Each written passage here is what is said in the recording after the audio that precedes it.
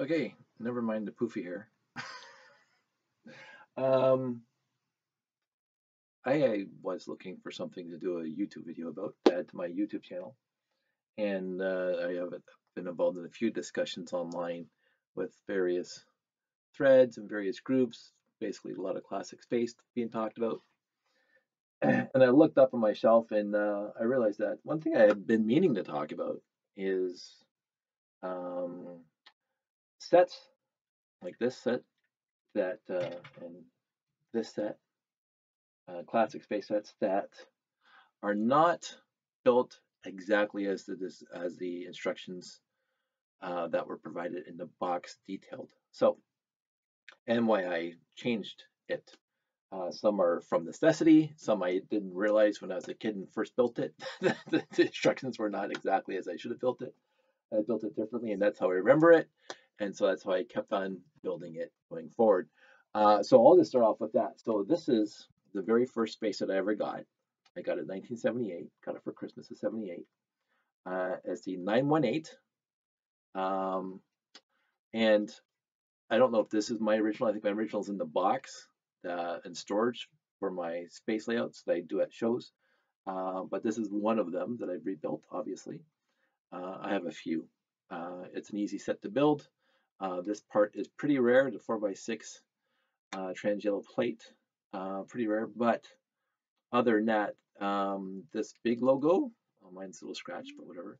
Um, you know, you can get these pieces relatively cheap on Bricklink, except for maybe that. The 918, I get the actual brick. I don't know if it's still inexpensive, but I remember getting this for Christmas, and I remember putting it together, and then I rebuilt it many, many times, and I got as I acquired from garage sales growing up, or as I got older, and people give me their Lego when I was in my 20s and 30s. I actually got a bunch more of these, and I kept on building, and I had a huge space fleet, whatever. And I always did this. So if you look at these landing pads, one's up front here underneath this 2x2 plate, and the other two landing pads are on this 2x3. And I didn't realize until the internet that I've been building it wrong since I was 11 years old, because the actual plans call for you to put the landing pads out on the side like that. Now, that's not a huge issue overall, but when I first read the instructions, I got it in my mind that they're like this. And I also think that's what should have happened, because it's just, I don't know, it's a little sleeker. Yes, it's one stud in. That's all they are, one stud in. But it's like the landing struts on an Avro Arrow versus like on an F14. Like the F14, the landing wheels are close to the center of the mast, and the Avro Arrow, they're farther out now. I thought that looked a little bit odd. Not that those two different planes are 40 years apart generationally, but whatever. So this is how I've always built it, even after I found out that I should have built it with the landing pads on the outside, but I put on the inside because I think it just looks a little tiny bit cooler, and that's why I justify keeping that exactly the way I kept on building it since I was 11 years old. So the next quick little change is this is the 889 radar truck, and I don't think I owned this one when I was a kid. I know I didn't get it my first couple of Christmases, so I probably got this through garage sales as I kept on picking up Lego. Um, and those were just bulk pieces, so I never actually built this until I was well into my 20s and 30s and actually getting back in the classic space. So this is one of the few sets I actually didn't get when I was a kid. Most of the, so I got the 918 my first Christmas. I got the 6880, the 6980, or the 6890, this guy. And the rest of this guy, and the scooter my next Christmas, four sets my next Christmas. And the Christmas after that, I was 13. I didn't get any Lego. My parents said, "You're too old for Lego," and that's it. So I started buying my own. By that time, it had been 1980, 81, 82. So the bigger sets were coming out. The more colorful. It wasn't just the gray pieces anymore. It was the blues and whatever else for vehicles. And I started buying my own, and I bought the Beta 1 Command base because I never got the 926 when I was a kid. I got the Beta 1. I got it a little later. It wasn't that much later when I got it. I think I got it used. at a garage sale. But anyway, the Beta 1 I bought new in a box. I saved up my lawn cutting money, went and bought it and brought it home. So I was in my teens when I bought that set myself. I just kept on buying, but this was well off the market by the time I got around to actually buying my own Lego instead of getting it for Christmas. And I remember seeing it in brochures and magazines, whatever, the Lego things. And I said, that's a cute little thing. Except when I got it and I built it, I realized that, and you can probably see it this way, is that they put, I'm going to take this piece off. They put the radar dish, oops, that's every classic space set breaks. So they put the radar dish on top of that 1x1 plate. So basically, it's off center from the center of that 2x2 plate. I'm going, why would they do that? Because you can take that 1x1 plate and you can put it right in the middle of that circle right there. You put it right in the middle. Boom. Centered. It's like, I know it's probably against convention to put a plate in the round tube. But the other thing that I realized when I started building my own layout is that, okay, so you're in future, you're in classic space, you're actually in the environment, you're driving this thing around, you're going to where you need to put up your radar dish and track a satellite or whatever you're doing with it. So you got your little space guy, and here he is, he's driving around, got my space guy, he's driving, and he gets to the spot where he's going to set up with all his other guys, and they're going to track whatever they're going to track. So he parks his car, and then he lifts this thing up, and I'm going, wait a minute, he has to get back onto the car here, the scooter here, and actually drive it around to turn the radar dish to wherever it has to point to. And I said, that's just ludicrous, because if this guy's working, he's getting paid by the hour. You don't want him, like, moving his car around when this thing should be on a turntable. And the thing is that they had turntables back then, so I'm going to modify this thing. So this is my version. And so this is the original version, as you can see. Now, you see one thing right off the bat, I did put a 1x1 trans green round brick on here, because most of the radar dishes back in classic space had the 1x1 round trans green brick on it. And I think that just looks better. And the other thing I changed from this guy, first of all, is I changed the 1x1 square plate to a 1x1 round plate, because it just looks nicer when you're looking down at it. But it's still in the center. But I also put a turntable. So when he's parked, he gets his radar dish up and he has to track like alien contact, because that's what the thing's like. It reminds me of, hey, there's a signal coming from Vega. We have to get our dishes tracking that Vega signal. So he can just get his little whatever, and this thing, it turns all, you can point it, but without actually moving the truck. And I said, come on, why wouldn't they do that? So that's how I changed that one. So the changes are the 2x2 turntable, which was available at the time, and the 1x1 round plate to put this thing in the center, and this thing in the front. So because that's where most of the radars back on the classic space had the 1x1. So that's that one. The other one that I did not realize I forgot about until, actually this thing is a twofer.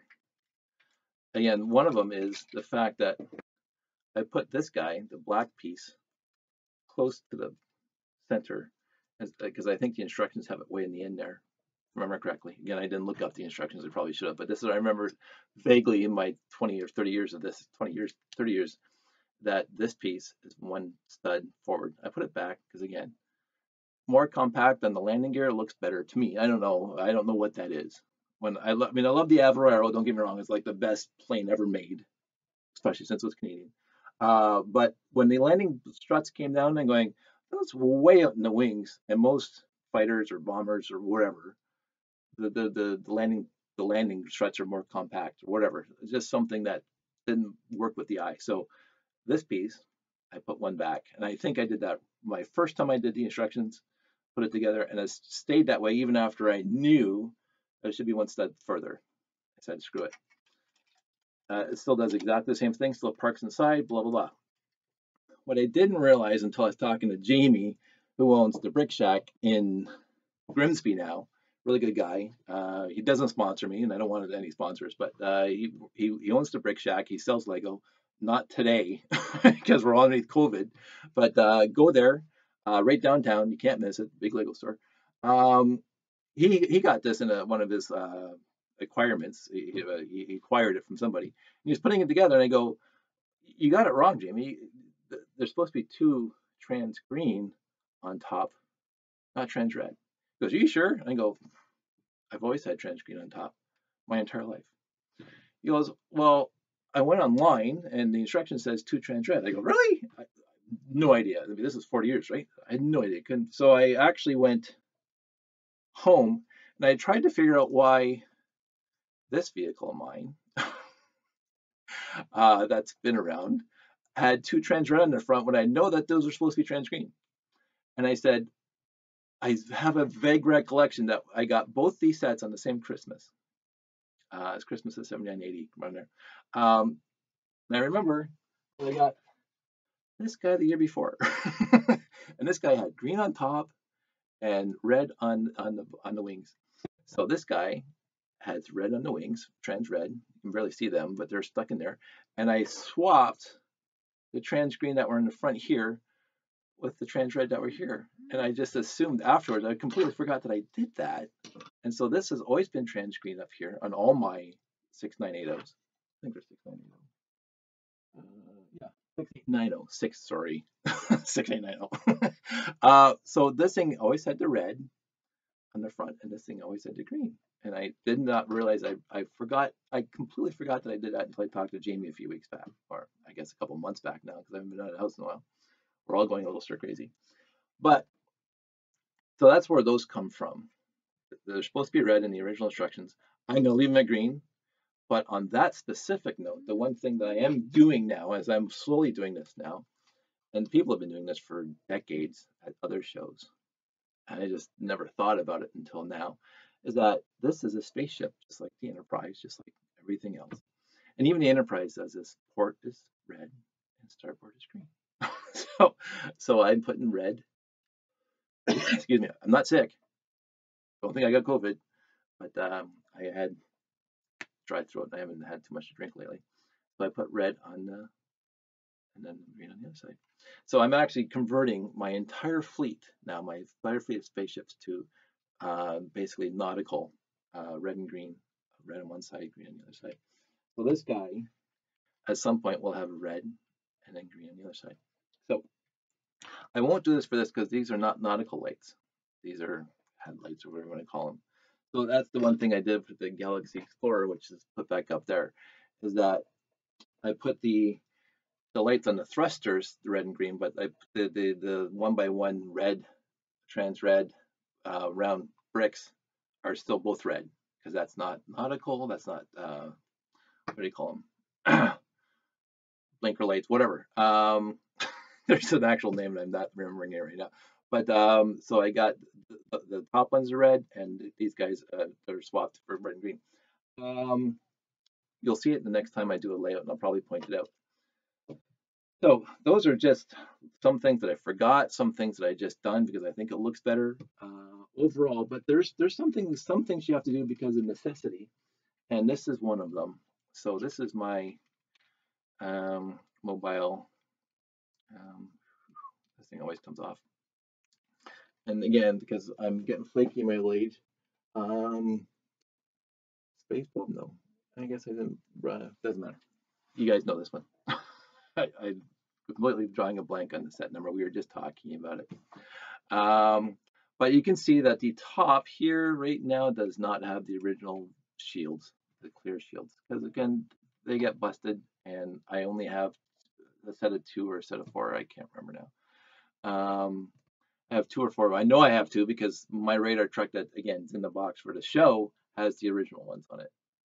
But those are the only ones I have that I can find readily. I think I have 2 more, and I probably put them in some safe spot, and I can't remember it now in this huge morass of bricks. So I took the friction plate, this 1x1 here, and I put it on there. Now, some people, let me just put this back down. Some people use, let me get this, the 2x2 radar dish. Does exactly the same thing. So I got 2 of those. I use these ones because I have a million of these trans clear 2x2 round um, feet, whatever you want to call them. And so it looks comparable to the trans clear shield that was on the original. Um, those things are so expensive now on Bricklink, there's no point in even buying them, and there's no real need for it. They got the 3x3 radar dish too. I think that comes in trans clear, and some people are using those because those look pretty good too.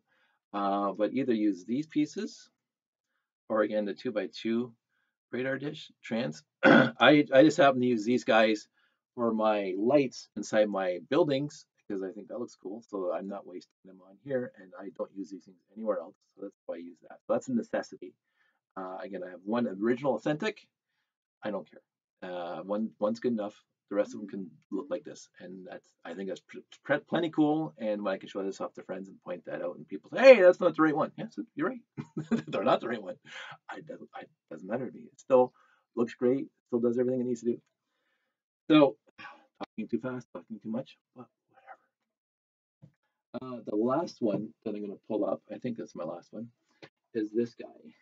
Yes, it's the big 6985. I have to think about that. 6985. Yeah.